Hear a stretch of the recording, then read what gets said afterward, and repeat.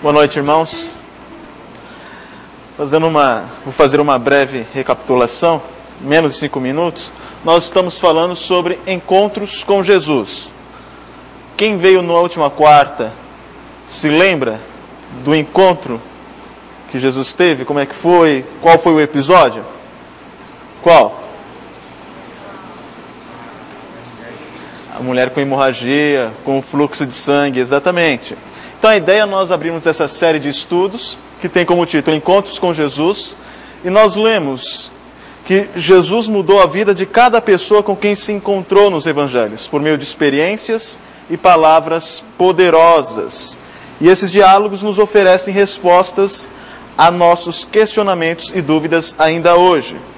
Então, com base no texto que nós lemos, no episódio da mulher do fluxo de sangue, nós fizemos uma pergunta: o que este encontro nos ensina?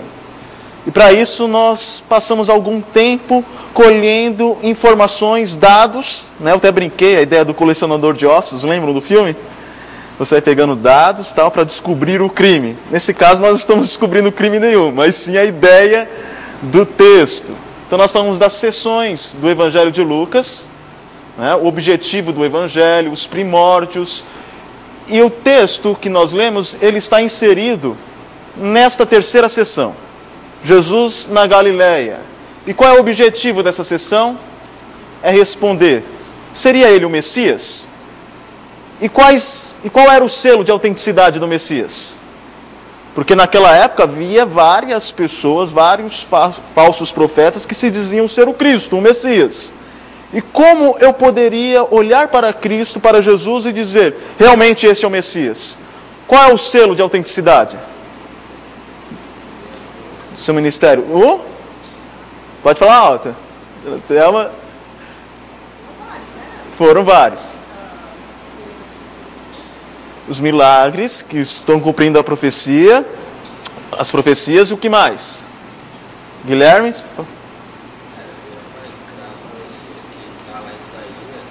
Exato. E essas profecias que eram cumpridas, ela cumpria um aspecto principal. O Messias teria sobre si o Espírito Santo, o Espírito de sabedoria, por isso que ele saía muito bem dos debates. O Espírito de libertação, ele veio para libertar os cativos, ele libertou as pessoas de doenças, de opressão, do pecado. Então nós vemos isso acontecendo, os milagres estavam na verdade testificando que sobre Jesus havia o Espírito Santo. Ok? Então, seria ele o Messias? Bem, as suas obras o dizem. Ele de fato é o Messias. A quarta sessão fala sobre a viagem de Jerusalém, a Jerusalém.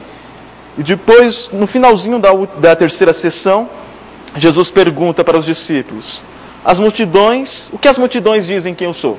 E eles respondem. Uns dizem que você é Elias, outros mais um profeta. Tá, e vocês? Quem sou eu?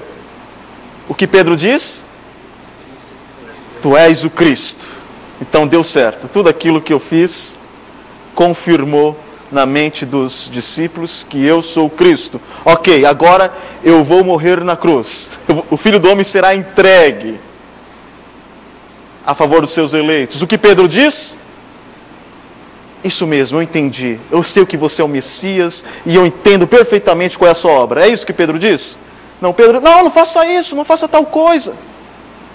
Aí Jesus para e diz: eles entenderam quem sou eu, mas eles não entenderam qual é a minha obra. Então essa sessão, que vai do capítulo 9 até o 19, vai responder qual é a obra de Jesus, o que o Messias faz. E por último, nós vemos ali Jesus chega em Jerusalém, e lá ele conclui então a sua obra. Eu estou indo bem rapidinho, tá, Eduardo? Desculpa. Nós vemos sua crucificação e ressurreição. Tudo isso para nós chegarmos à conclusão de que a ênfase deste encontro não está na mulher. Já ouvi algumas pregações assim, o toque da cura. Como se aproximar de Jesus?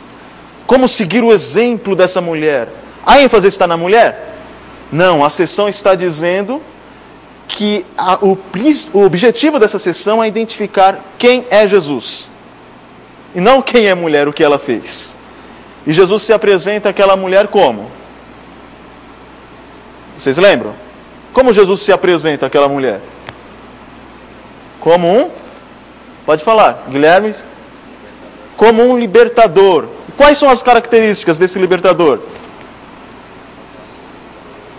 Ele é compassivo, ele é poderoso, e falta uma terceira. Ele é pessoal. Muito bem, viu? Nota 10 para vocês. Ele é um libertador pessoal, porque ele tem contato, diálogo com aquela mulher. Ele é um libertador pessoal, ele se revela a nós, não faz acepção de pessoas. Nós fizemos alguns paralelos entre ela e Jairo, né? Depois nós vimos que ele é um libertador compassivo, ele se compadece da condição da mulher, há uma cura emocional e principalmente uma cura espiritual. E ele é um libertador poderoso, ele tem poder sobre as circunstâncias, ele tem poder sobre tudo, e nós vemos no contexto que Jesus ele tem poder sobre a natureza. Anteriormente ele tinha acalmado o mar, ele tem poder sobre os demônios, ele expulsa, quando ele chega à outra margem, o demônio daquele Geraseno. Quando ele volta, ele cura aquela mulher, ele tem poder sobre as doenças, e depois de curar aquela mulher, ele continuou o seu trajeto em direção à casa de quem? De Jairo. E Jairo, chegando lá, qual é a condição da filha de Jairo? Morta. E o que Jesus faz? Ele tem poder sobre a morte. Então, nós vimos que quem é Jesus também implica no nosso dever. O texto de 1 Pedro diz: vós sois raça eleita, sacerdócio real, nação santa, povo de propriedade exclusiva de Deus, a fim de proclamardes as virtudes daquele que vos chamou das trevas para a sua maravilhosa luz. Como que eu proclamo esse libertador pessoal, compassivo e poderoso, para que as pessoas o reconheçam? Bem, se ele é pessoal, eu devo ser o quê? Pessoal. Eu devo me aproximar das pessoas. Não posso fechar o meu coração e os meus ouvidos para os clamores que estão fora da igreja. Devo ser sensível às pessoas, compassivo. Devo ser também... Aí você fala, tá, mas eu consigo proclamar Jesus sendo compassivo, pessoal? E como que eu demonstro que Jesus é poderoso? Como? Porque eu não sou poderoso. Nem compassivo eu sou tão quanto Jesus. E como que eu demonstro que ele é poderoso? Através do testemunho. Por exemplo, quando você busca soluções para a sua vida em Cristo por meio da oração, você está demonstrando que você confia em um Deus poderoso que muda a sua situação. Isso serve de testemunho para aquele que está ao seu redor. Então nós falamos que ele é um libertador pessoal, um libertador compassivo, um libertador poderoso, e que isso muda o nosso viver. Nós devemos viver de tal modo a fim de proclamar que nós servimos um libertador. Nós agora fomos libertos das cadeias, das algemas de Satanás e do pecado. Somos livres. Nos relacionamos porque Jesus nos ensinou isso. Ele é nosso exemplo também de um ser compassivo. E ele é poderoso. Por isso que nós recorremos a ele em tempos de angústia.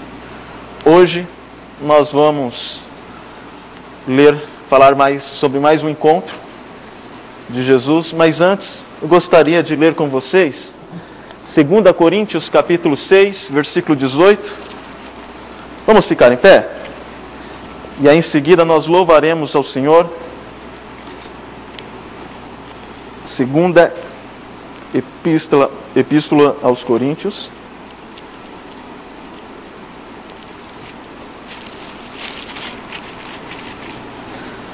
Capítulo 5, versículo 18. Leremos até o versículo 21. Ora, tudo provém de Deus, que nos reconciliou consigo mesmo, por meio de Cristo, e nos deu o ministério da reconciliação, a saber, que Deus estava em Cristo, reconciliando consigo o mundo, não imputando aos homens as suas transgressões, e nos confiou a palavra da reconciliação. de sorte que somos embaixadores em nome de Cristo, como se Deus exortasse por nosso intermédio. Em nome de Cristo, pois, rogamos que vos reconcilieis com Deus. Aquele que não conheceu pecado, ele o fez pecado por nós, para que nele fôssemos feitos justiça de Deus. Vamos ler juntos o versículo de número 19? A saber que Deus estava em Cristo, reconciliando consigo o mundo, não imputando aos homens as suas transgressões, e nos confiou a palavra da reconciliação. Porque fomos reconciliados em Cristo, agora podemos nos chamar de amigos de Deus. Somos amigos dele. Vamos cantar? O reverendo Maurício vai dirigir o louvor, ele está fazendo... Estou fora do meu habitat.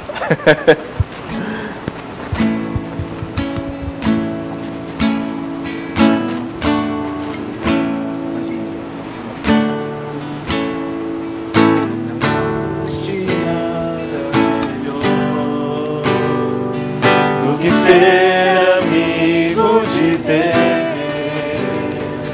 caminhar seguro na luz, desfrutar do seu amor, ter a paz no coração, viver sempre em comunhão e assim perceber a grandeza do poder de Jesus, meu bom pastor.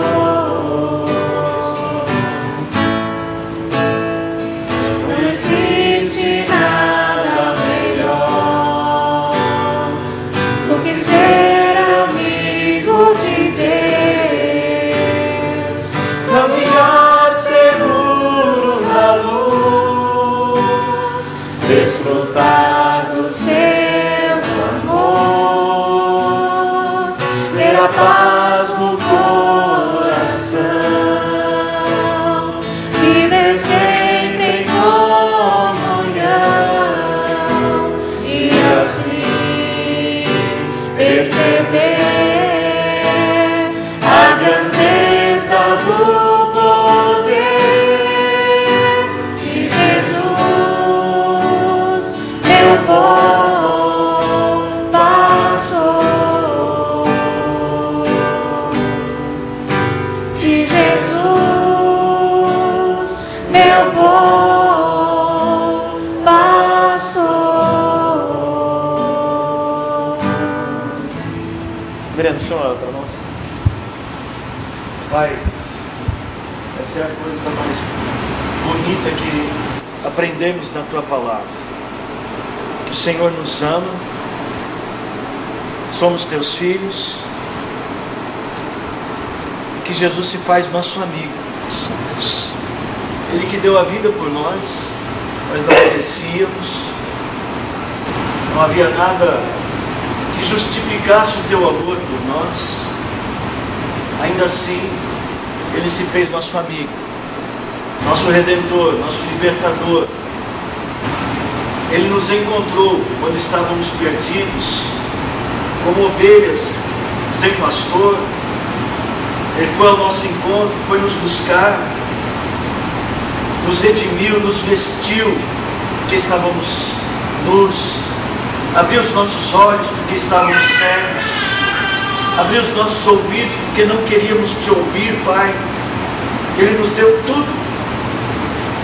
De fato, Senhor, está entre as coisas mais bonitas do Evangelho, estas palavras de Jesus, que fala que nos chama de amigos. Sim. Nós Te louvamos por isso e Te louvamos por poder viver estas experiências. E o que nós queremos, Pai, é aprender a dividi-las com outras pessoas, a mostrar para os outros o encontro que nós tivemos, para que eles também tenham. Sim. Guia Teu servo no estudo da Tua Palavra esta noite, para que nos instrua na Tua Palavra. que a Tua palavra fale ao nosso coração, que estejamos expostos a ela para sermos curados, transformados, fortalecidos. Sim, Deus. Que essa seja uma noite boa de estudos da Tua palavra. Mais uma vez nós Te suplicamos em nome de Jesus. Amém. Amém. Podeis assentar. Obrigado, Aline. Obrigado, Eduardo. Deixei você de castigo um bom tempo aqui. Mas foi bom porque eu lembrava que eu tinha que adiantar.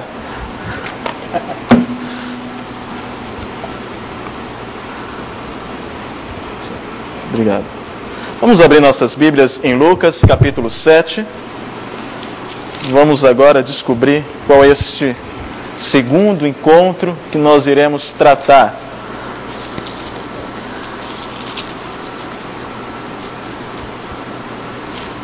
Esse texto, eu lembro de ter pregado ele um ano atrás. E aí você diz, tá, mas o que tem de diferente? No seminário a gente tem um termo, e os professores usam muito isso, que quando o seminarista ele prega num sermão de prova, ele deve passar a impressão de que ele está pregando à igreja, não somente aos professores, não? Mas à igreja, para avaliar como que ele se sairia diante de uma igreja. Porque afinal ele está fazendo seminário para pastorear uma igreja. Não é? Mas nós nos sentimos até mesmo tentados a usar termos técnicos que os professores conhecem, né, para impressioná-los, para mostrar para eles que nós estudamos. E eles geralmente usavam uma expressão, diziam assim, olha, quando vocês forem pregar, não tragam as panelas para o púlpito. O Gabriel olhou assim. Não tragam as panelas para o púlpito. O que eles estavam querendo dizer? A ideia é de que quando você prega, lógico, você passa mais tempo estudando do que falando na hora da exposição. E a imagem, a ilustração era de uma pessoa que passa horas preparando o alimento. Então ele tem algumas panelas boas, aquelas automáticas, tal, tem uma panela para toda a situação, né, tem os materiais. Então ele prepara a comida, né, mas na hora de servir o que ele faz? Ele serve apenas o prato. Aí quem olha ali fala, puxa vida, você demorou 2 horas para fazer isso? As donas de casa sabem disso. Mas quem está ali não imaginou o tempo, as panelas que você usou, a louça que você teve que lavar. Né? E a ideia era, quando você for pregar, apresente apenas o prato, o que está feito. Não traga as panelas à mesa. Né? No estudo bíblico é diferente, a gente pode trazer as panelas. Uma coisa que eu aprendi com o reverendo Maurício, uma das coisas, é algo que eu acho muito interessante. Foi logo no início, ele dizia assim, nós temos que expor o texto e não somente dizer a conclusão que nós chegamos, mas mostrar à igreja como nós chegamos a essa conclusão. E quando nós fazemos isso, nós estamos dando instrumentos. O senhor falava isso em outra linguagem, mas o senhor lembra algo parecido? Eu concordo. Concorda? Menos mal. O senhor diria uma coisa dessa? Ah, então tá bom. Então, nós vamos analisar este texto, que é um texto conhecido, e a ideia é justamente dar material, dar ferramentas, dar panelas aos irmãos, para que os irmãos, em suas leituras devocionais, comecem a observar estes pontos que vão ajudá-los a interpretar o texto, ok? Vamos lá, Lucas capítulo 7, versículo 36 em diante.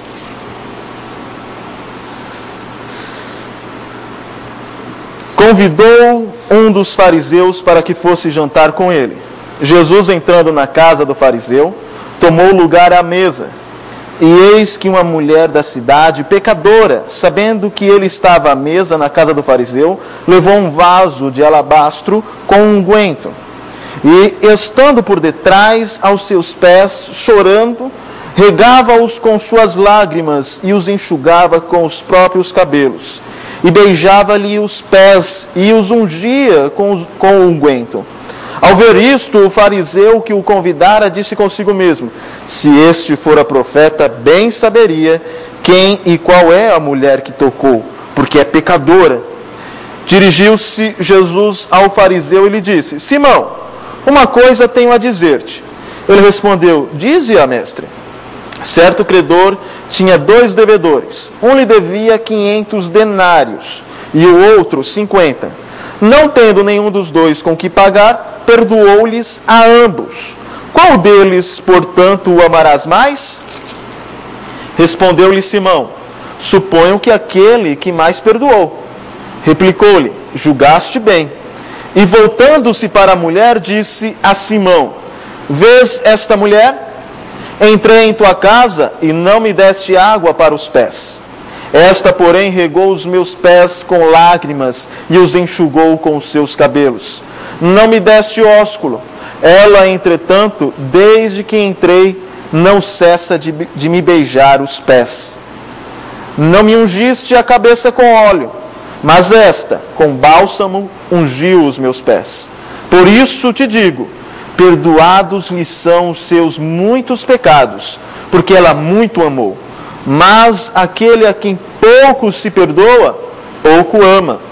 Então disse à mulher: perdoados são os teus pecados.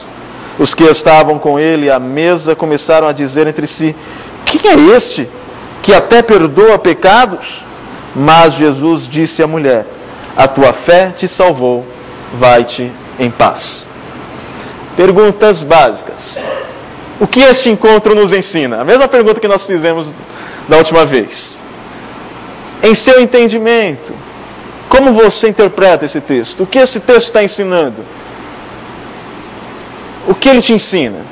Quais são as lições que você consegue tirar deste texto? Vamos lá? O microfone. Gabriel vai falar? Eu não sou especialista no Novo Testamento. Eu também não. Eu estou me arriscando aqui. Mas o Daniel é. Brincadeira. Não sou não. Pelo amor de Deus. Não tô assim. Tá ligado o microfone? Aqui. Eu vejo que não teve nenhum desafio no primeiro, porque perguntou, se fosse realmente no Deus dele, ele não sabia que essa pessoa não é pecador. Então, na pessoa não desafiou no entendimento dela humano, tentando não provar ele. Aí no conhecimento dele, ele não ouviu isso, no conhecimento dele, e explicou a história. Assim que eu entendo no começo um pouquinho. Você percebe que houve um questionamento de quem era Jesus, por que ele estava perdoando? Exatamente. Ok. Mas seria este o ensino principal? Tem outros ensinos que vocês identificam? Vamos lá, irmãos. Reverendo Maurício? Eu vou deixar os irmãos falarem. Tá bom. Mas eu entendi que o Daniel está dizendo que, apesar deles ficarem conversando entre eles, Jesus mostrou onisciência ao saber o questionamento deles. Exato, uma lição. Porque o Simão, ele pensa, né? Exatamente. Muito bom. Eduardo? Aqui? Dona Gel? Quando você lê este texto, esta história, qual o ensino, qual a lição que você tira para você? O que destaca mais neste texto? Eduardo? Eu reparei que quanto maior era o pecado daquela mulher, maior era o arrependimento dela, né? E às vezes aqueles que julgam ter poucos pecados, né, não acham que são grandes, sei lá, ele não me deve tanto assim, vai. Uhum. Muito bom, muito bom. É uma das lições principais. Às vezes as pessoas também, quando ela tem menos pecado, acham que ela é mais importante. O Gabriel disse, às vezes as pessoas, quando tem menos pecado, elas se acham... Dá menos importância do que a que tem mais. Dá menos importância ao perdão de Deus, né? Você acha mais importante? Claro. Eu vejo na mulher um espírito de amor, de humildade, porque ela procurou, ela se ajoelhou, ela usou os cabelos, ela lavou os pés, ela secou com cabelos. Exato. Então isso é amor e humildade, usar de si próprio para acolher aquele que veio para nos servir. Uhum. Muito bom. Posso pedir um favor, irmão? Desculpa. Sei que eu sou chato, mas vamos lá. Como a gente está sentado todo de um lado só, e hoje tem bastante gente mais do que a gente está acostumado, vocês vão ficar chateados se eu pedir para a gente dividir nas duas bancadas, a gente ficar todo mundo mais perto? Porque eu particularmente gosto mais. Também gosto. Quando a gente deixar os irmãos mais próximos. Porque a gente troca. E hoje gostoso ter os irmãos lá que vieram de longe, né? Isso. Vem aqui pra gente, vem. Vamos tentar dividir nas duas. Aí vocês bancadas, podem ficar menos aqui. bancos, menos fileiras. Vamos ver se fica. Ótimo. Bom, eu sei que o pessoal da câmera me perdoe aí, tá tudo certinho para ser de um lado só. Aí não adianta sair de lá e sentar no fundo do lado de cá não, do lado de cá na frente, tá? Aqui, o nome da família toda. E aí a gente fica mais... Eu vou usar o quadro. Obrigado. Alberto Teres. Alberto Teres. Isso. Eu venho pro lado de cá, tá bom. Segue a minha vida. Ok, então algumas coisas foram ditas aqui. Há pessoas que se concentram numa das lições principais. Aquele que teve consciência, uma consciência maior do seu pecado, ele ama mais. A questão da onisciência de Jesus Cristo, ele sabia dos pensamentos de Simão. Também foi falado das características da mulher humilde. Alan? Pastor, rapidinho. O que chamou a atenção aqui, eu acho que eles ficaram indignados assim da forma que Jesus recebeu a mulher, né? Sim. E a forma que ela também foi até ele. Eu acho que na visão deles era um absurdo, né? Os dois lados, ele receber e ela ir até lá, né? E aí tanto que Jesus que fez o primeiro questionamento, né? Porque eu acho que ele percebeu a indignação dos rapazes lá na situação. Muito bom, muito bom. Como as pessoas reagiram àquela demonstração de amor, aquela demonstração de entrega daquela mulher. Os fariseus ficaram inconformados. Muito bem. No entanto, lembra que nós devemos primeiro ter ideia do que o texto, a sessão está falando. Qual é a ideia da sessão? Nós estamos em que capítulo? De Lucas? Capítulo 7. Então, quando aparecer a sessão, aqui eu não vou falar de novo, porque nós já falamos das sessões. Quando a sessão do capítulo 7 aparecer, vocês apontem, ok? Não deixa passar. Não está, obviamente, no prefácio, não é? Nos primórdios também não. Já identificaram? Em que sessão está o capítulo 7? Jesus na Galileia. Lembra? É a mesma sessão da última vez. E qual é a ideia principal dessa sessão? Essa sessão busca responder qual pergunta? Como? Pode falar alto. Seria ele o Messias? Quem é Jesus? Ainda está respondendo isso. Então a ênfase de Lucas, do escritor, está na mulher? Está no fariseu? A ênfase está em quem Jesus é. E a pergunta é, como Jesus se apresenta àquela mulher? Como que ele se apresenta diante dos fariseus? Quem é Jesus? O que esse texto está dizendo?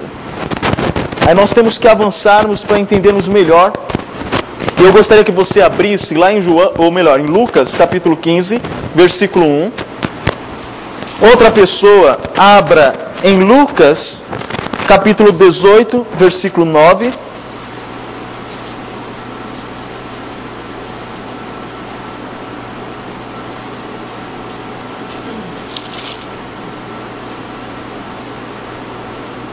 E uma terceira pessoa vai ler o texto de Lucas, capítulo 7, versículo 36 e 37.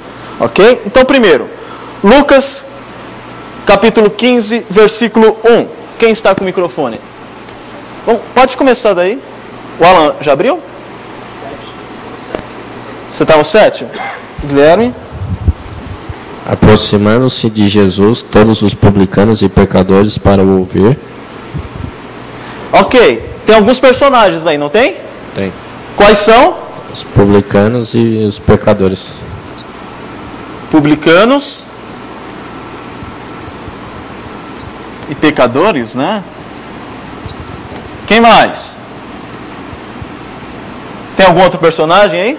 Aí cai para o 2. Jesus.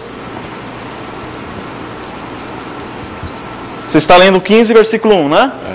Versículo 2. E murmuravam os fariseus e os escribas, dizendo: Este recebe pecadores e come com eles. Tem outros personagens aí?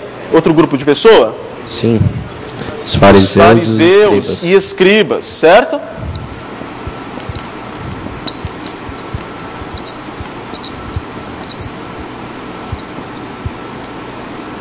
Nós temos os publicanos e pecadores, Jesus, fariseus e escribas, ok? Próximo texto. Agora, Lucas 18, versículo 9. Propôs também esta parábola a alguns que confiavam em si mesmos, por se considerarem justos e desprezavam os outros. Ok, e esta parábola, ela conta uma história. Que história é essa? Dá para ver aí no índice, não dá? Ou no índice não, no tema aí que algumas bíblias têm. É? Os fariseus e publicanos. Fariseus e publicanos, não é? Onde estão os fariseus aqui? Não é? Os fariseus. Os publicanos. E quem está contando a parábola? Jesus. Ok. Vamos agora para Lucas 7, versículo 36 e 37. Convidou um dos fariseus para que fosse jantar com ele. Jesus, entrando na casa do fariseu, tomou lugar à mesa. E eis que uma mulher da cidade, pecadora, sabendo que ele estava à mesa na casa do fariseu, levou um vaso de alabastro com unguento. Ok, vamos lá? Vamos tentar identificar esses grupos de pessoas? Tem fariseu e escriba? Tem fariseu ou escriba? Fariseu, Jesus. Tem. Tem Jesus? Ok. Tem pecador? Sim. Quem? A mulher. A mulher. Perceberam? Esses textos que nós lemos, eles têm algo em comum. E o que eles têm em comum? Os grupos de pessoas. Jesus, publicanos e pecadores, fariseus e escribas. Quem eram os fariseus e os escribas?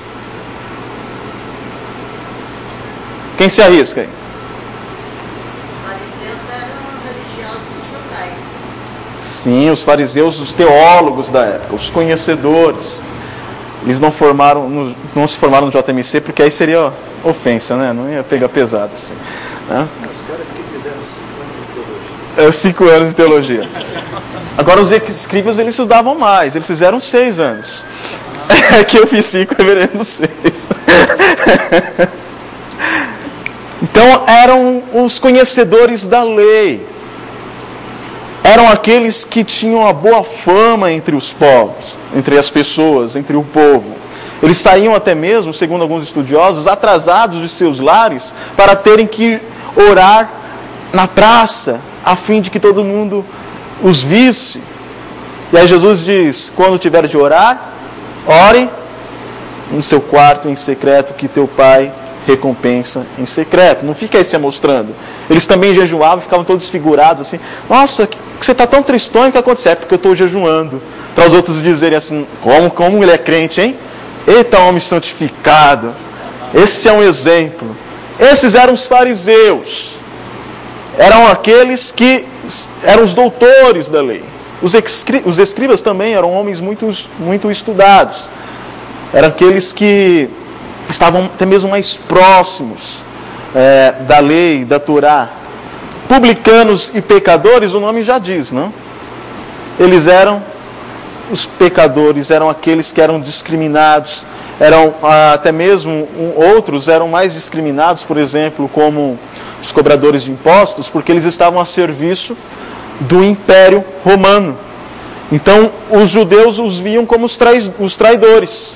Olha, está servindo uma nação, um império que está dominando sobre nós. É um traidor. Então, essas pessoas eram discriminadas. E principalmente mulheres adúlteras, prostitutas.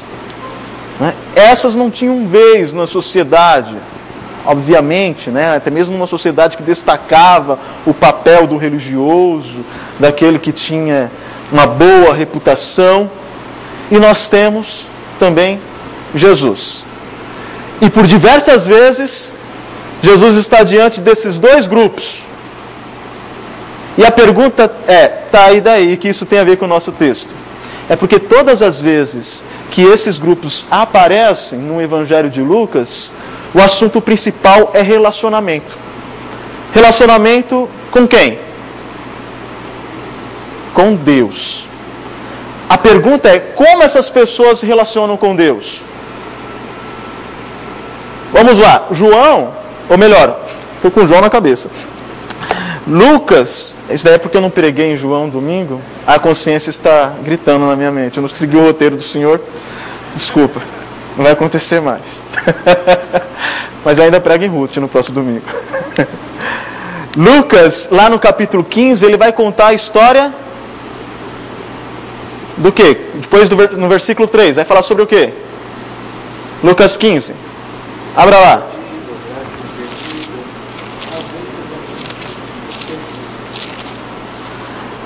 Versículo 3, ele conta a história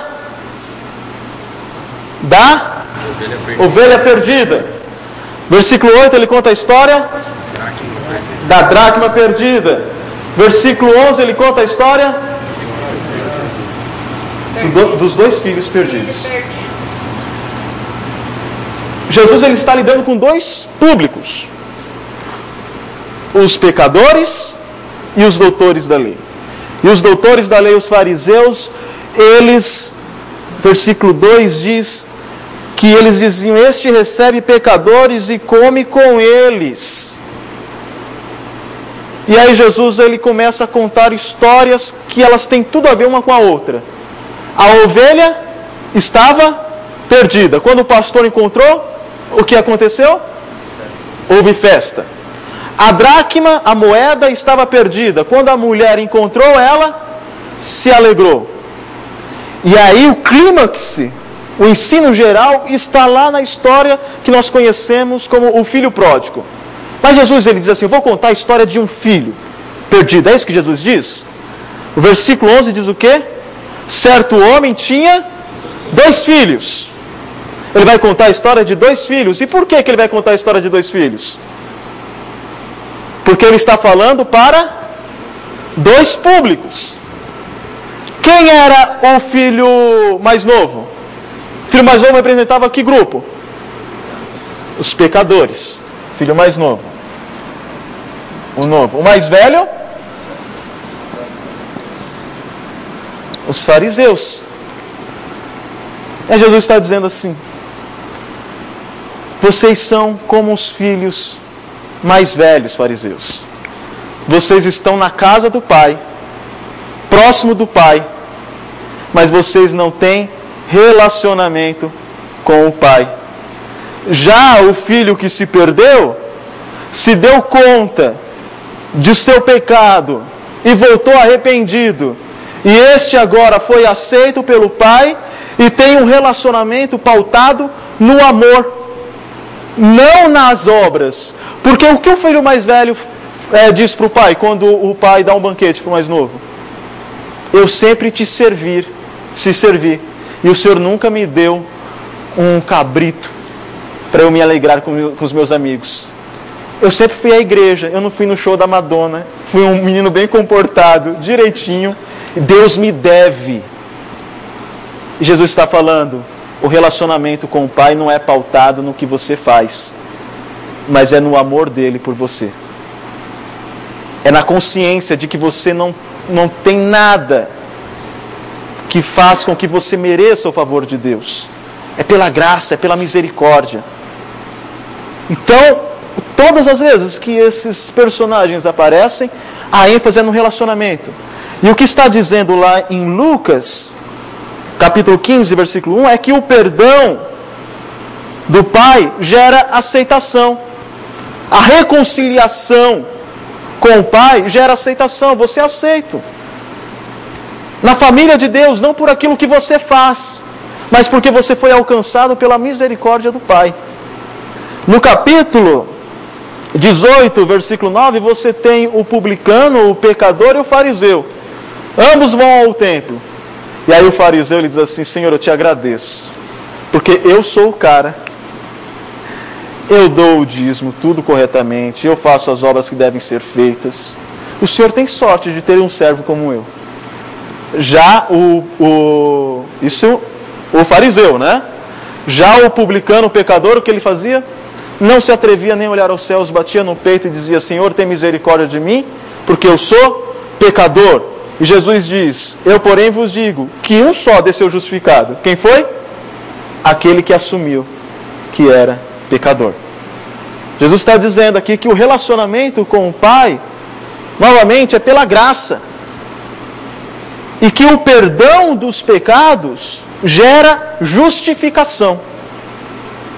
Agora no capítulo 7, Jesus vai ensinar que o relacionamento com Deus é por meio da reconciliação, do perdão. E que esse perdão gera o quê? Vocês já disseram, aqui no capítulo 7 que nós lemos. Esse perdão gerou o quê no coração daquela mulher? Hã? Pode falar alto. Amor. Repare que as reações, né, os ensinos são diferentes, mas todos eles estão subordinados a um tema principal. Toda vez que esse grupo de pessoas aparece, Jesus está querendo falar sobre relacionamento. E ele é importante, ele está aqui, porque este relacionamento com Deus tem que ser por meio da reconciliação, tem que ser por meio do perdão, porque eles são pecadores que têm um relacionamento com Deus por meio da reconciliação e do perdão, que só é possível por meio de Jesus Cristo, e não por meio das obras, daquilo que você faz. Então é esta a ideia principal do capítulo 7. Toda essa volta, todas essas panelas, é para vocês começarem a entender. A sessão diz: eu quero mostrar para vocês quem é o Messias. E aí nós, pense assim num microscópio, que você vai aumentando a lente, né? A sessão diz, o tema dessa sessão é quem é Jesus. Aí você aumenta um pouquinho mais, dá um zoom, e os elementos dessa história diz, ele está falando sobre relacionamento com Deus. Ora, quando nós ajuntamos todos esses dados, nós já podemos responder essa pergunta. Como Jesus se apresenta nesse encontro? É tudo aquilo que eu já disse, né? Mas vamos pegar o finalzinho. Para que haja perdão e reconciliação, Cristo é essencial. Somente em Cristo temos um relacionamento verdadeiro com Deus. Ele se apresenta como aquele que é essencial para um relacionamento verdadeiro com Deus. Porque sem perdão não há reconciliação. E só há perdão se houver Jesus Cristo. E sem perdão, sem Jesus Cristo, não há amor verdadeiro. É o que nós vamos ver. Sim? Nós precisamos buscar a Cristo para receber tudo isso, para que eu tenha um relacionamento perfeito. Mas será? Porque a mulher buscou. A mulher da quarta-feira passada buscou Jesus para ser curada. A mulher desse capítulo de hoje, ela buscou Jesus.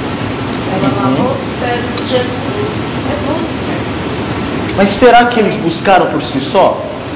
Não, Jesus também.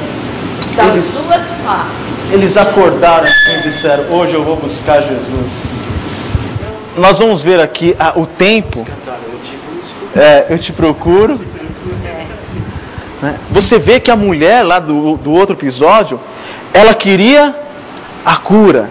E quando ela se sente curada, está bom, ela está com medo, ela se oculta, ela vai embora. Mas Jesus vai atrás dela para no final dizer: a tua fé te salvou, vai-te em paz. Agora você pode ir, você tem a salvação. O mesmo acontece com essa mulher. E o tempo, na língua grega aqui, nós vamos ver que ele está no perfeito, quando ele fala que ela está perdoada. Na verdade, o que ele quer dizer é que ela já havia sido perdoada, e os efeitos deste perdão estavam sendo demonstrados na atitude dela, de se lançar aos pés de Jesus.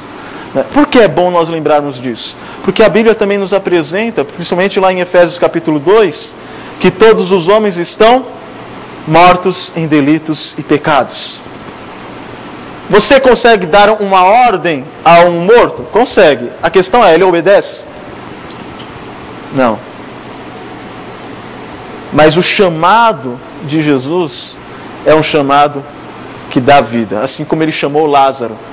Lázaro, tinha uma tradução antiga que dizia assim: Lázaro, sai para fora. Acho que era corrigida. Lázaro, sai para fora. Ela vai sair para dentro, né? Aí corrigiram, né? Acho que está lá no capítulo 11 de João. Lázaro, vem para fora. Ele está morto. Mas o chamado de Jesus é um chamado que dá vida. É Jesus que chama. É Jesus que se reconcilia. O fato das demonstrações de arrependimento, de amor a Cristo, são apenas efeitos do trabalhar soberano da graça de Deus. Vamos lá, versículo 36, Jesus é convidado para um banquete. Ok? Nós temos aqui a cena 1. Pense aí num filme, ou numa peça de teatro. A primeira cena. Alguém leia o versículo 36, por gentileza? No capítulo 7. Convidou um dos fariseus para que fosse jantar com ele. Jesus, entrando na casa do fariseu, tomou lugar à mesa. Ok.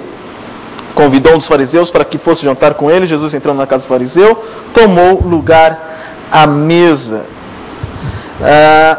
A palavra que está aqui como tomou lugar à mesa é a mesma palavra grega para reclinar-se. Reclinar-se à mesa. Isso por algumas questões que nós vamos ver, até eu trouxe uma ilustração. Mas toda vez que essa palavra grega aparece, que é anaclino, ela se refere a banquetes. Essa palavra só é usada a banquetes. Então, a cena que nós temos aqui é um banquete, que um fariseu, com certeza rico, ele tinha dinheiro para gastar, né, para dar um banquete, está dando, e ele convida quem? Jesus. E receber hóspedes naquela época era algo público. O portão do jardim e a porta ficavam abertos para qualquer pessoa entrar. Lógico que ele tinha os convidados principais, mas ele deixava a casa aberta para que todos percebessem que ele estava dando um banquete. Uma mesa longa e baixa, com grandes pratos. Vamos lá. Dá para... mais ou menos aqui, né? Se você não conseguir enxergar aqui, você olha lá em cima. Se você não enxergar lá em cima, olha para baixo, peça a graça a Deus. Ok? Então, era uma mesa longa, mais longa do que esse desenho. Vocês conseguem ver lá em cima, né? Ela é uma mesa mais longa que esse desenho. E o que você acha de... o laser, né? Qual que é? O R? Ficou maior. Essa mesa era maior do que está aqui. E o que você vê de diferente nessa mesa? Tá faltando alguma coisa aí? Tá? O que, Aline? As cadeiras, né? Não tem uma cadeira, não tem um puff, não tem um banquinho. Daí um termo que cai bem, né? Reclinar-se à mesa. Porque era assim que eles assentavam. Eles se apoiavam geralmente no braço esquerdo, né? Se reclinavam. Com a mão direita eles iam comendo. E os pés? Onde ficavam os pés? Era geralmente essa posição aqui, ó. Os pés atrás. Então era uma mesa grande no banquete. É que aqui a ideia é que é uma refeição mais singela entre amigos, entre familiares. Mas um banquete, a mesa era bem maior e as pessoas todas sentadas nessa posição. E era um banquete público. Para vocês terem ideia, aí os empregados, eles ficavam aqui em volta, servindo, e atrás dos empregados estavam os curiosos. Quem são esses curiosos? Bem, eu não disse que o portão estava aberto? A casa estava aberta? Então, naquela época, as pessoas que não eram convidadas assim oficialmente, entravam na casa e podiam até passear pelos quartos. Entravam lá, tal, tudo. Por que é bom ter essas informações? Porque isso explica como aquela mulher foi parar lá. Estava aberto. Era costume deles. Ao chegar, todos tiram as sandálias, deixam a porta. Os servos ficam de pé detrás dos divãs, né? Ou ali de trás dos convidados. E é colocado uma bacia rasa e larga no chão. E os servos vão lavando os pés aqui dessa pessoa. Os pés estão para trás. Então, quando a pessoa está comendo, vem um servo e vai lavando os pés dessa pessoa com uma bacia bem larga. Então, algumas coisas que eram comuns lá. Quando entrava... Gente, isso aqui é um N. Escrevendo em hebraico. Nem assim, né? Então, quando eles entravam, os pés eram lavados. Pés lavados.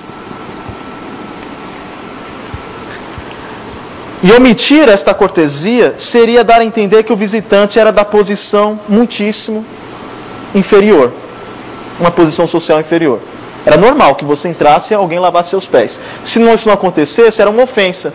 Era como se o dono da casa dissesse assim: você não é tão digno a ponto de eu mandar meus servos lavar os seus pés.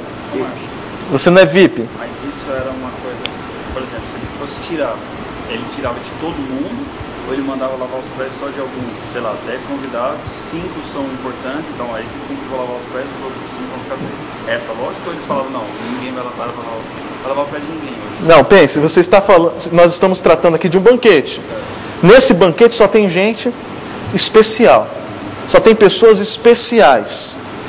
A ideia é que todos os pés fossem lavados, para mostrar a dignidade desses convidados.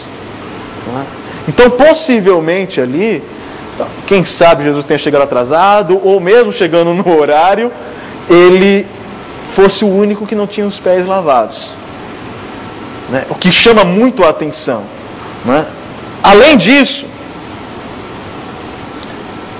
a pessoa, o anfitrião, ele ungia o seu convidado. Então você tem o anfitrião não lavar os pés de Jesus, além de omitir água para os seus pés. Simão, segundo lugar, não havia dado nenhum beijo em Jesus. Receber um hóspede sem beijá-lo em ambas as faces, quando ele entra, é sinal marcante de desprezo naquela cultura. Se alguém entrasse na sua casa, você não beijasse as duas faces, era sinal de desprezo. Estamos falando de uma cultura antiga, com esses costumes. Também a unção com óleo foi omitida. É uma ofensa um tanto menor, embora tal unção fosse comum. Deste modo fica claro que os rituais aceitos de recepção do hóspede não foram apenas esquecidos na narração da história, mas haviam sido grosseiramente omitidos por um anfitrião preconceituoso. Era algo muito comum naquela cultura. Dificilmente alguém esqueceria. Então faltou o quê? Os pés lavados, o beijo, e faltou a unção. Na nossa cultura, era a mesma coisa de você convidar alguém e colocar a vassoura atrás da porta. Já viu esse costume? Eu não sei se alguém já passou por isso. Então, Jesus ele começa a se dar conta que a impressão que Simão está passando é que ele não é tão bem-vindo ali, ou Simão está dizendo, eu não o considero como um rabi, porque receber um rabino em casa, gente, nós estamos falando de um mestre, de um rabino, e o rabino era uma pessoa, lembre-se, no mundo em que os teólogos eram famosos. Receber um rabino em casa, você tinha que fazer uma festa, não podia faltar beijo, não podia faltar água para os pés, não poderia faltar unção. O que Simão está dizendo é, o que será? Eu não o considero um rabi, alguém tão especial. Cena 2, versículo 37 ao 38. Leiam, por favor.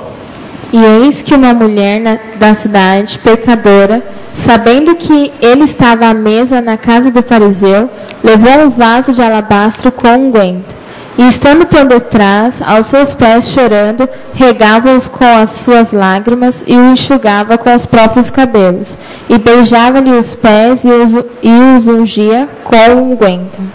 Ok. Tem um desenho aqui no telão, por favor?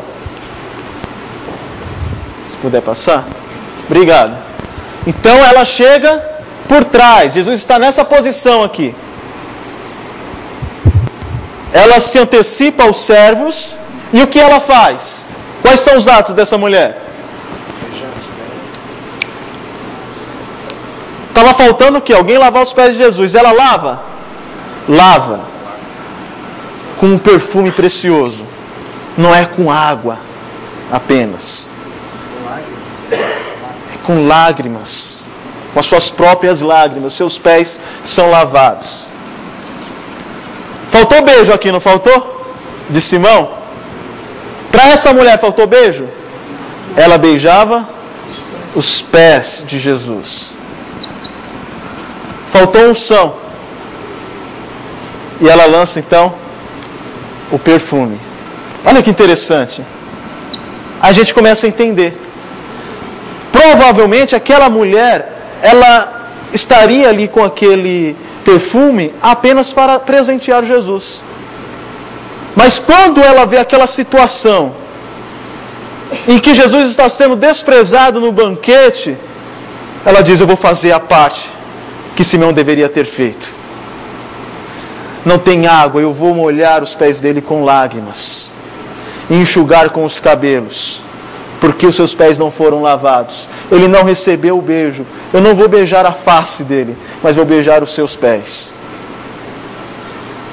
Eu não vou apenas também beijar os seus pés, eu vou ungí-lo. Tudo que Simão não fez, ela fez. E numa época em que o machismo imperava, imagina a reação daqueles homens, daqueles fariseus. Cena 2, nós vemos a expressão de amor. Cena 3. Agora a câmera volta para a cara de Simão. Como Simão reage? Versículo 39 ao 40. Ao ver isso, o fariseu que o convidara disse consigo mesmo: se este fora profeta, bem saberia quem e qual é a mulher que lhe tocou, porque é pecadora. Dirigiu-se Jesus aos fariseus e lhe disse: Simão, uma coisa tenho a dizer-te. E ele respondeu: dize-a, mestre. O versículo 39, na verdade era até aí, né? Que é a câmera focada ali na cara de Simão. E aí você tem um narrador, né? Ele não mexe os lábios. Você lembra daquela cena de filme? Que dá aquele eco, né? E você sabe que a pessoa está pensando no filme, né? E ele pensa consigo mesmo, ele diz consigo mesmo: se este fosse profeta mesmo, ele não deixaria isso acontecer.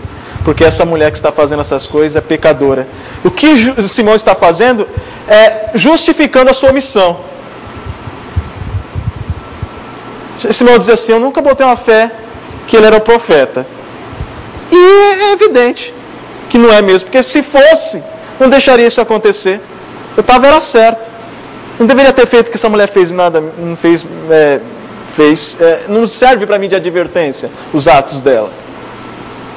Mas Jesus o interpela, ainda que Simão tenha falado consigo mesmo. E aí Jesus vai contar uma parábola, uma história. E como é essa história? Versículo 41 ao versículo 42. Certo credor tinha 2 devedores. Um lhe devia 500 denários e o outro 50. Não tendo nenhum dos dois com que pagar, perdoou-lhes a ambos. Qual deles, portanto, o amará mais? Um denário era um salário de um dia de trabalho. Um estava devendo 50 e o outro 500. Nenhum dos dois tinha como pagar. Ele perdoou então ambos. Quem ficou mais satisfeito? Aquele que devia mais. Só um passo atrás, antes desse texto. Não, o negócio é para frente. Passa, tá brincadeira, pode falar. Quando Lucas está tentando mostrar aqui a incoerência do fariseu, porque quando ele pensou, se ele fosse profeta, ele blá blá blá. E aí quando Jesus chama ele pelo nome, a primeira resposta que ele dá é mestre.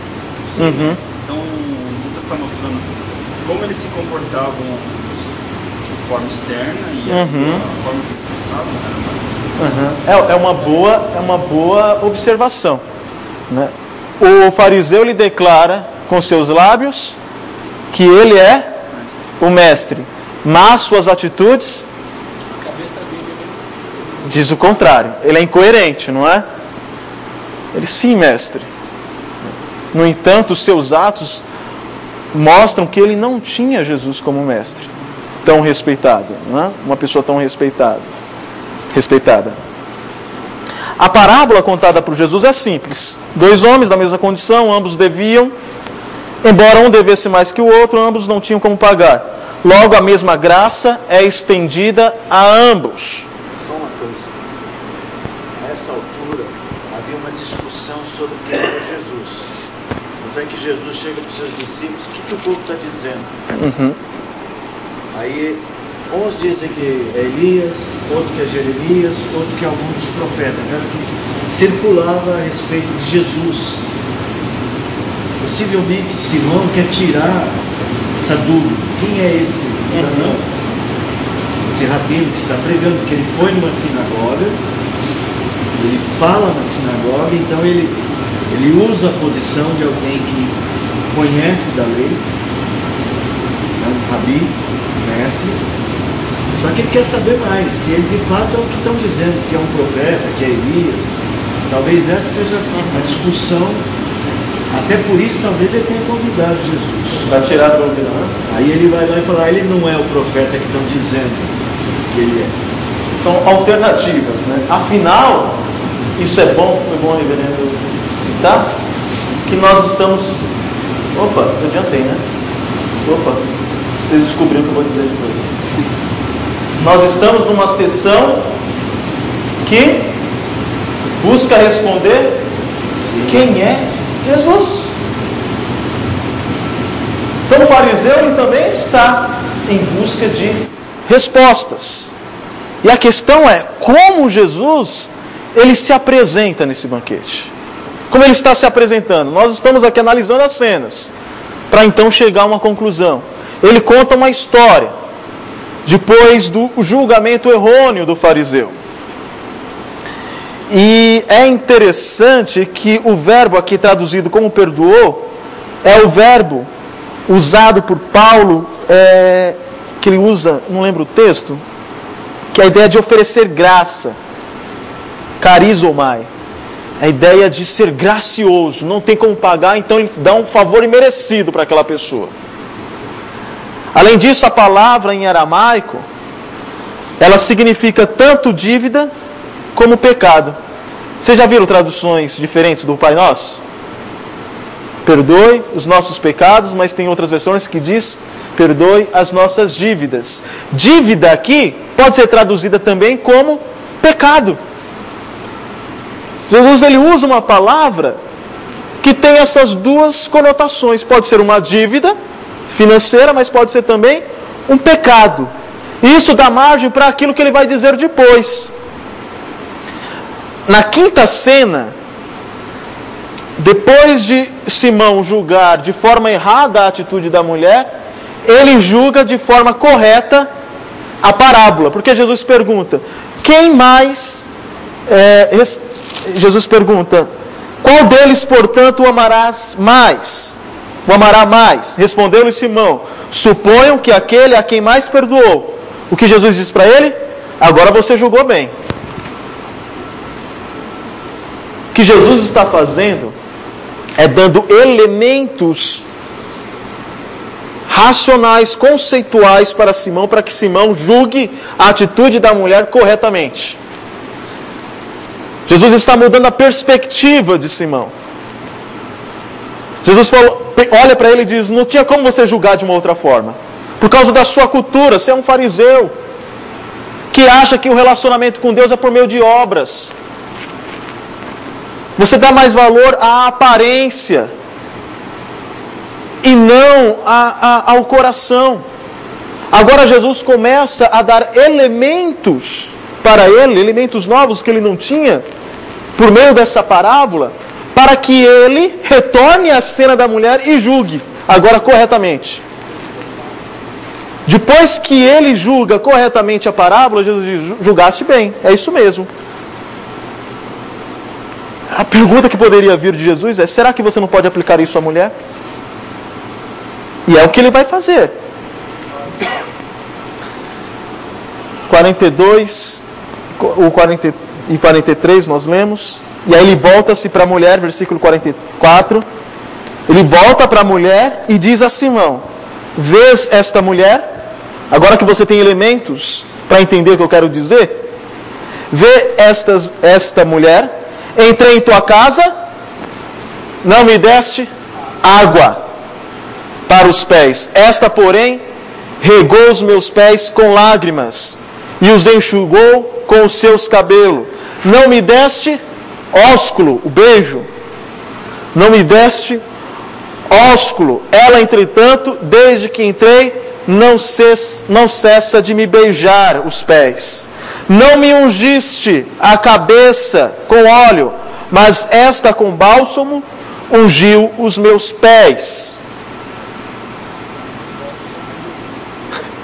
Jesus ele dá os elementos por meio da parábola e agora ele aplica. Você julgou bem a parábola, agora você tem elementos suficientes para julgar bem essa mulher. E aí a conclusão final. Por isso te digo, perdoados lhe são os seus muitos pecados, porque ela muito me amou. Mas aquele a quem pouco se perdoa, pouco se ama. Algumas lições que nós tiramos, que são as marcas do verdadeiro relacionamento com Deus. Quais são essas marcas? Primeiro, esse relacionamento verdadeiro com Deus, ele só se dá por meio do perdão. Para que eu seja perdoado, é necessário o que antes? Se arrepender. E eu só vou me arrepender se o Espírito Santo me tocar, obviamente, mas no processo ali humano é se eu reconhecer que eu sou pecador. É difícil um fariseu, né, que conhece muito teologia, reconhecer que é pecador, né? Jesus está mostrando para o fariseu quais são as marcas do verdadeiro relacionamento com Deus. Não é ter conhecimento apenas. Esse conhecimento que não é aplicado, que não é um conhecimento que aproxima você de Deus, ele não vale de nada. Ele não é uma marca de que você tem um relacionamento verdadeiro com Deus. A primeira marca do relacionamento verdadeiro com Deus é que nós somos pecadores e que carecemos de perdão por meio de Cristo Jesus. Essa é a primeira marca. Jesus, voltando-se para a mulher, diz a Simão. Ele se dirige a Simão, enquanto talvez estivesse olhando para a mulher.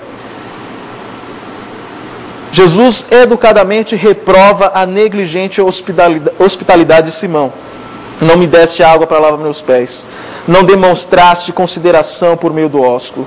Não me ungiste com azeite de oliva, que é barato e era abundante na época. E depois dessa repreensão, Jesus diz: por isso eu te digo, perdoados lhe são os muitos pecados da mulher, porque ela muito amou, mas aquele a quem pouco perdoa, pouco se ama. Perdoado lhe são os muitos pecados. Jesus, ele não perdoa o pecado da mulher naquela hora.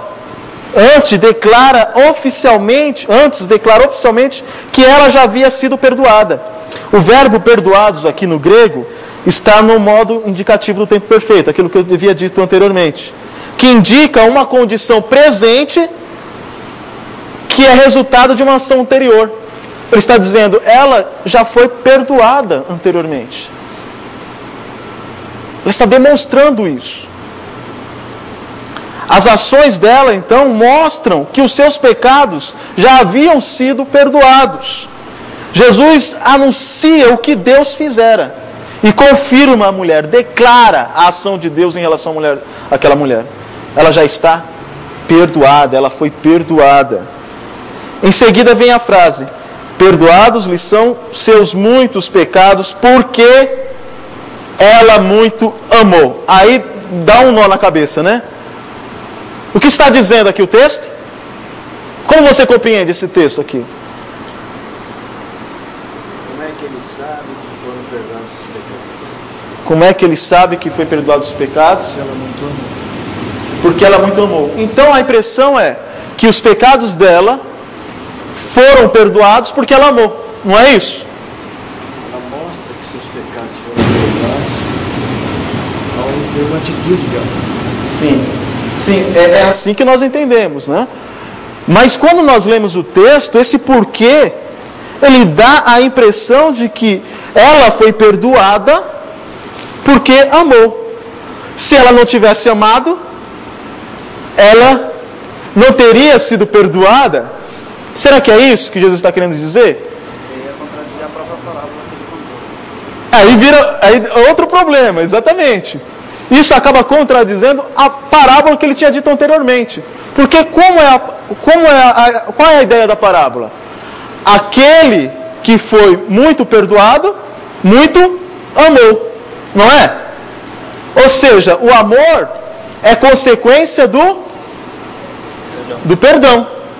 Mas a frase de Jesus aqui é: perdoados lhe são os muitos pecados, porque ela muito amou. Estão entendendo?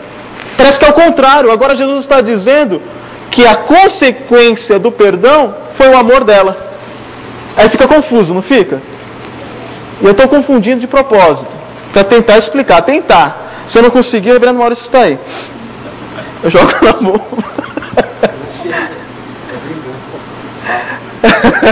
O Fábio está aí e responde. Nosso teólogo do Parque das Flores. Então vamos lá, pergunta: o que vem primeiro?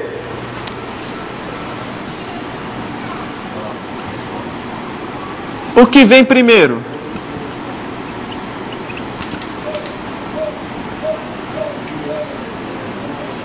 Perdão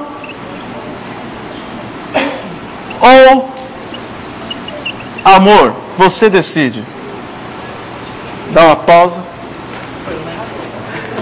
Perdão ou amor? Daniel, perdão ou amor? O que vem primeiro? Rapidinho. Eu vou no perdão. Você vai no perdão.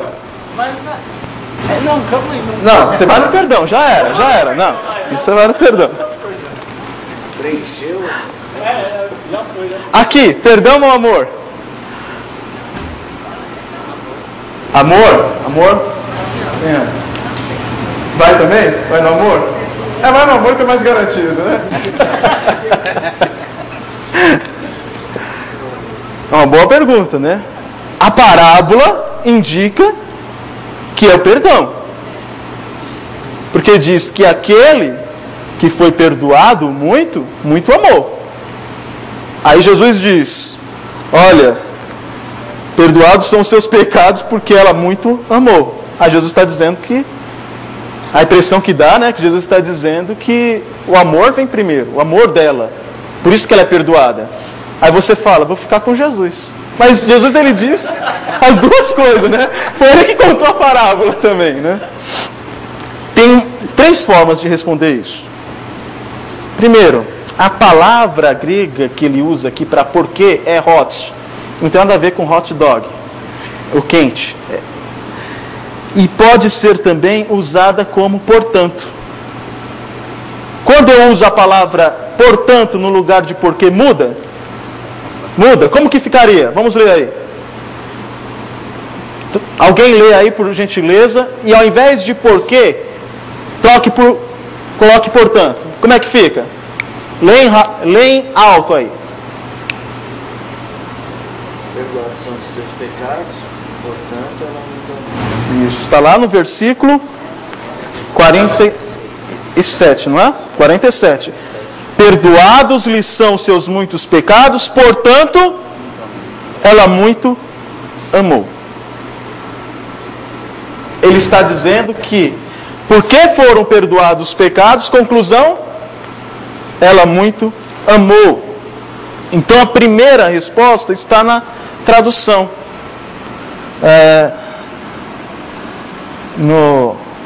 Na palavra grega aqui, ó, o hot.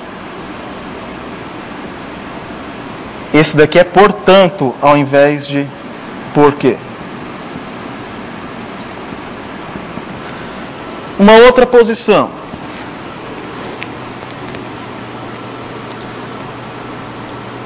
O contexto. O contexto mostra na parábola que o perdão, ele vem antes. Então, o contexto, ele nos ajuda a optar por portanto, ao invés de porquê.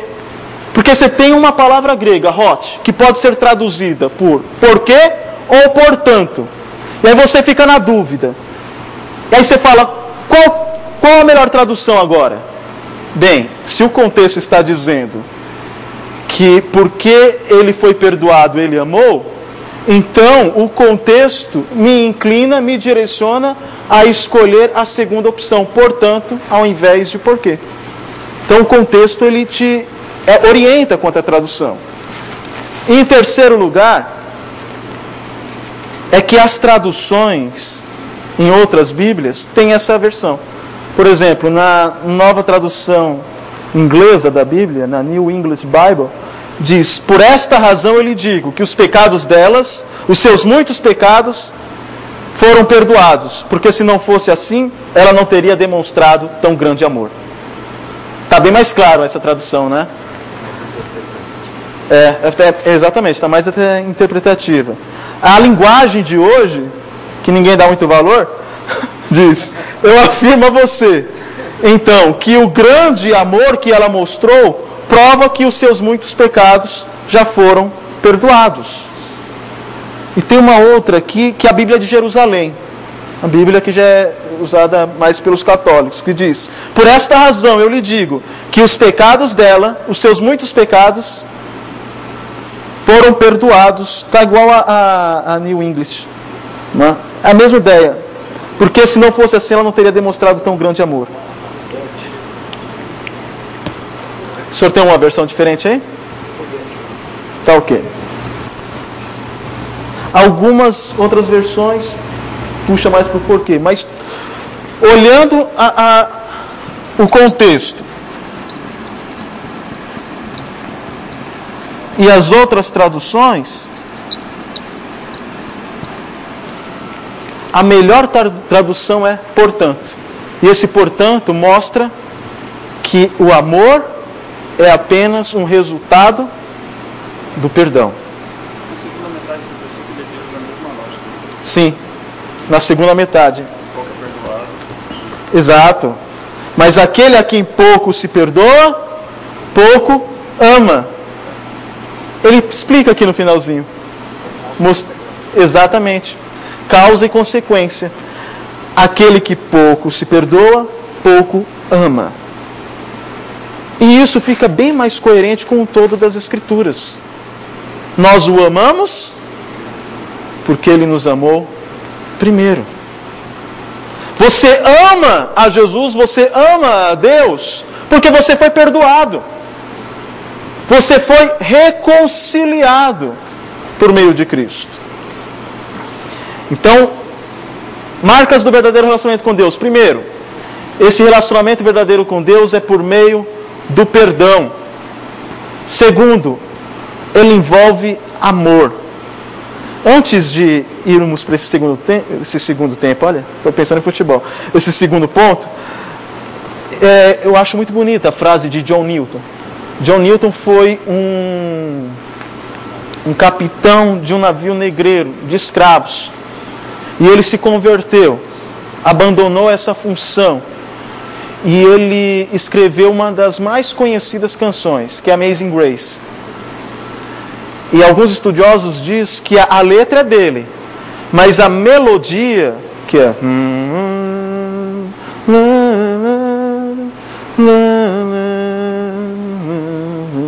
Esta melodia, segundo os estudiosos, era uma canção de lamento africana, que ele ouvia nos barcos, enquanto ele levava os escravos para o Ocidente.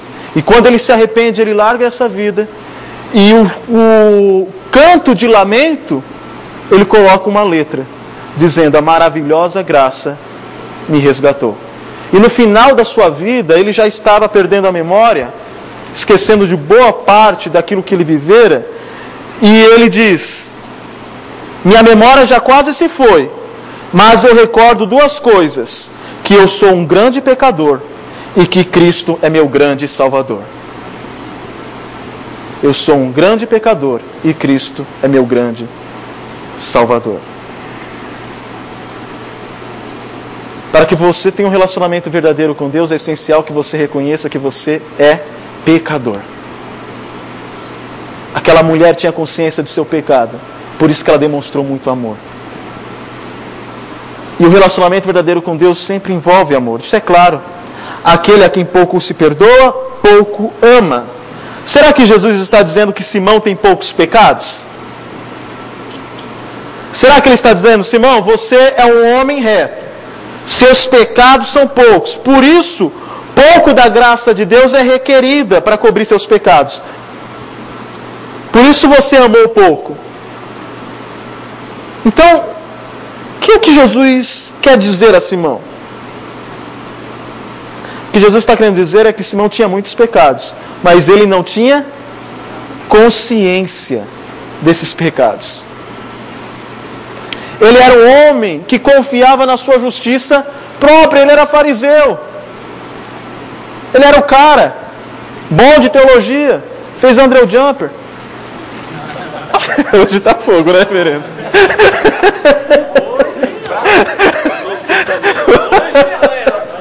O Fábio fez Andrew Jumper. Fez mestrado no Mac. Semana que vem você não volta, né? Tá ofendido.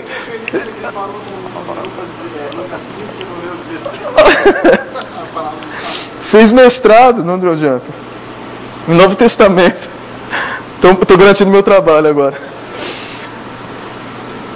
Jesus, ele mostra que ele não tinha consciência. Simão não tinha consciência de seus pecados. Não que ele não era pecador. Suas atitudes indicam do Simão profundos níveis de orgulho, arrogância, dureza de coração, hostilidade, um espírito julgador. Essa mulher é pecadora, ele não é profeta. Falta de compreensão do que contamina realmente. Não é o toque da mulher que contamina. Rejeição aos pecadores, insensibilidade, incompreensão acerca do perdão de Deus, machismo e rejeição do filho. A questão é assim, então, a última que também eu entendo foi como uma desonra. Por causa que ele foi como eu estava explicando no pastor, me chamou um Jesus, eu acho, para indagar ele. Sim, exato. Descobrir se ele é meu Deus. Então é uma desonra isso. Sim. E aí Jesus está tratando de um assunto mais importante. Ele está mostrando quais são as marcas do verdadeiro relacionamento com Deus. Simão, você está baseado na sua justiça própria. E o relacionamento verdadeiro com Deus é o que essa mulher tem. Porque ela tinha consciência de seus pecados. Ela demonstrou amor porque ela já tinha sido perdoada. Isso é relacionamento verdadeiro. E todo relacionamento verdadeiro com Deus envolve amor. Jesus, ele diz, já não chamo de servos, se vocês me obedecem, mas de amigos. E como é bom ser amigo de Deus. Mas você só é amigo de Deus se você o obedece por amor. Eu conheci uma jovem que ela estava conhecendo a igreja presbiteriana e ela sempre aprendeu na igreja que ela tinha vindo de que a sua relação com Deus dependia daquilo que ela fazia para Deus. De que a sua salvação dependia dela manter através de suas obras, dela ser uma boa garota. E depois de muito ensiná-la que a salvação é pela graça, pela misericórdia de Deus, ela falou assim, então para que eu vou fazer obras então? Não faz mais sentido. Para que eu não vou adulterar? Para que eu vou ser honesta? Se isso não é para eu ganhar a minha salvação. Que sentido faz? Não faz nenhum sentido. Eu tenho que fazer essas coisas para ter mérito para conseguir a salvação.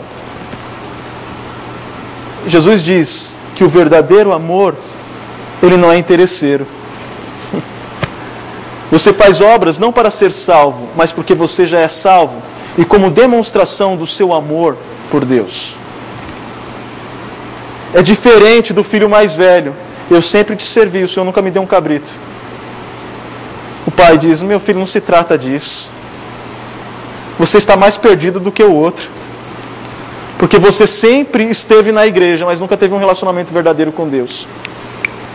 Porque o seu relacionamento, segundo a sua concepção, estava baseado na sua justiça própria. O verdadeiro relacionamento com Deus envolve amor. E por último, eu preciso de perdão para que eu tenha amor verdadeiro por Deus. Mas onde eu encontro perdão? Em Jesus Cristo. Jesus Cristo é a base de tudo. Se não houver Jesus Cristo, você não tem perdão e, consequentemente, você não tem amor verdadeiro. Jesus está dizendo para aquele homem quem ele é. Ele é a base. Ele é aquilo que é essencial para um relacionamento verdadeiro com Deus. Porque nele nós encontramos perdão para os nossos pecados. Nele nós encontramos reconciliação com Deus. Nele nós encontramos verdadeiro amor. Esta é a base. Está vendo o texto respondendo à pergunta da sessão? Quem é este? Este é aquele que é essencial para que você tenha um relacionamento verdadeiro com Deus. Do contrário, você não terá perdão, você não terá amor. E como isso fica claro? Pela reação dos convidados. Então disse a mulher, versículo 48, perdoados são os teus pecados. Os que estavam com ele à mesa começaram a dizer entre si, quem é este que perdoa pecados? A pergunta da sessão, quem é este que perdoa pecados? Eles querem saber quem é este. Porque se eu dou um tapa no Jonathan, é só brincadeira, não vou demonstrar aqui não. Eu dou um tapa no Jonathan, aí o reverendo Maurício fala assim, eu te perdoo. Fala para mim, eu te perdoo, viu, Marcos? Mas quem tem que me perdoar? É o Jonathan, né? Eu ofendi ele, não foi? O correto é que ele me perdoe. Todo o pecado que nós cometemos é contra Deus, primeiramente. E Jesus diz, perdoados estão os teus pecados. Mas espera aí, se todo o pecado primeiramente é contra Deus, quem deve perdoar? E ele que está dizendo, perdoados são os teus pecados. Então o que ele quer dizer com isso? Que ele é Deus. Ele é o próprio Deus vindo ao mundo para se reconciliar com seus filhos, com aqueles que estavam perdidos. E por meio da sua reconciliação, está vendo que é Jesus buscando o pecador? É Jesus buscando a dracma, é Jesus buscando a ovelha, é Jesus buscando o filho perdido. É Ele que está buscando essa reconciliação. É Ele que nos perdoa. E a consequência do seu perdão em nossa vida é o nosso amor por Ele. Quem é Jesus? Ele é essencial. Ele é a base para um relacionamento verdadeiro com Deus. E Ele é o próprio Deus. Porque Ele tem poder para perdoar pecados. Jesus disse à mulher: a tua fé te salvou, vai-te em paz. Não a tua obra. Você recebe a salvação com as mãos da fé. A tua fé te salvou. Pergunta para encerrar. Qual foi a reação de Simão? Qual foi a reação de Simão? Foi um belo de um sermão, né? Que ele recebeu ali. Com direito à teatralização, né? Oi? Foi um personalizado. Foi direto. Jesus não mandou indireta, não. A pergunta é, qual a reação de Simão? Será que ele se arrependeu? Será que ele endureceu o coração? Contrição ou endurecimento? O que vocês acham?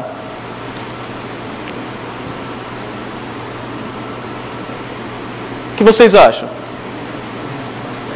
Hã? Eu acho que ele se arrependeu. Eduardo Ferrari volta que ele se arrependeu. Alguém quer ir contra? Quer ir contra, Gabriel? Quer brigar? Não? Pode falar, Gabriel, te cortei. O que você acha? Acho que endurecimento, porque principalmente naquela época, quanto mais Jesus falava que ele estava fazendo errado, mais ele se revoltava.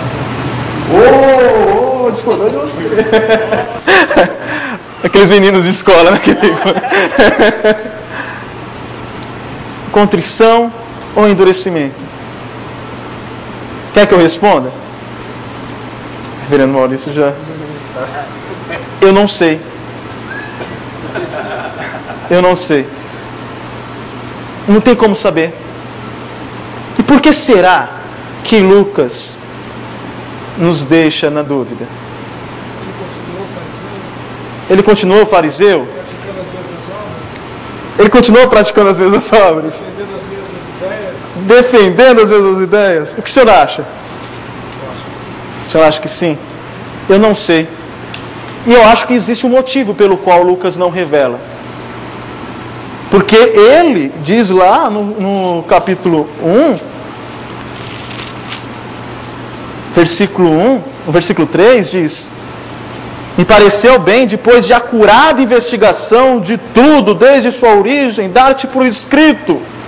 Ele fez acurada investigação, mas parece que não foi tanto assim, porque ele não diz o que aconteceu com aquele fariseu. Né? Paulo ele foi fariseu, né? E foi convertido. Né? Mas e Simão? Talvez Lucas esteja deixando esta resposta para você.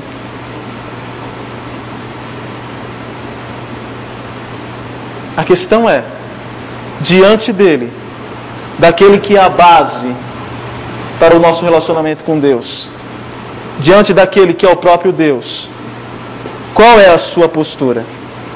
Endurecimento ou contrição? É uma pergunta pessoal. Só Deus sabe a resposta de Simão. A pergunta é, qual é a sua resposta?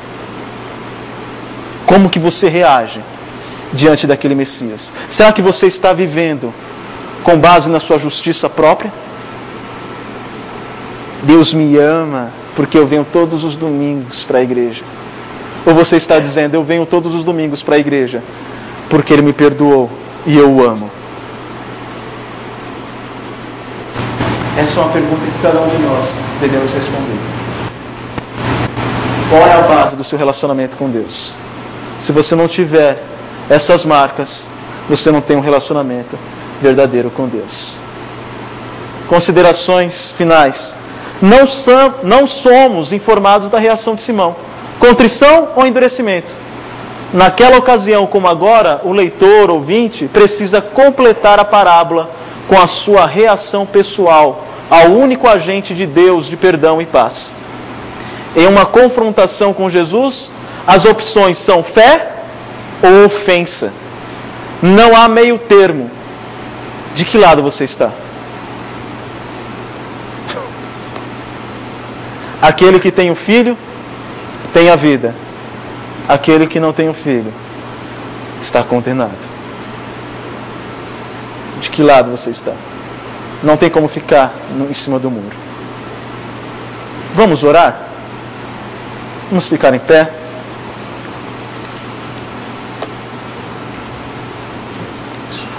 O senhor pode orar, reverendo? E aí o senhor faz fechamento. Tem um microfone aí? As panelas. Vai pegar um montinho. Da montina?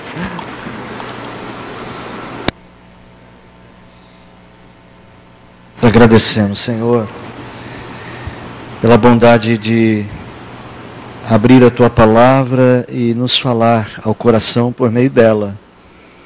Nos alertar para as posições que nós assumimos, às vezes até inconscientes, de orgulho, de alto valor, quando o que mais precisamos é quebrantamento e arrependimento, Senhor. Muito obrigado pela palavra que hoje foi estudada. Ajude para que, meditando nisto, Deus, possamos mudar também nossa maneira de agir e oferecer a Ti, Pai, como resposta ao perdão que recebemos imerecidamente, um amor verdadeiro, de entrega e completo. Obrigado pela vida do Teu servo, que ministrou a palavra, pela vida dos irmãos aqui presentes, por aqueles que nos assistem pela internet. Damos-te graças por isso em nome de Jesus. Amém. Podem sentar, irmãos. Gostou de estudar a palavra, né? É estudo bíblico, eu vou dar um pitaco, posso? Eu acho que uma coisa legal no livro de Lucas é que imagino que tinha uma pergunta por detrás deste evangelho. Que era assim, sei lá, Lucas era grego, não era judeu. E Lucas fez parte da comitiva de Paulo. E uma das questões era como que os não-judeus reagiam diante da religião judaica.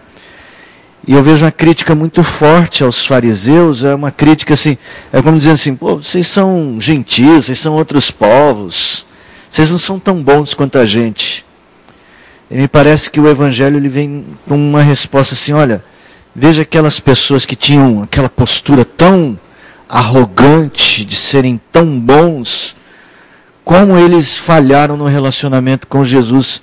Eu acho legal que Lucas, no último capítulo, é o único evangelho que termina dizendo que eles eram testemunhas para pregar, para não falar besteira, deixa eu ler na Bíblia, para pregar um evangelho de arrependimento para a remissão de pecados.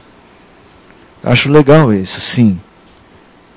Então, desculpa dar esse pitaco, que está aqui na minha cabeça. No capítulo 24, ele diz assim,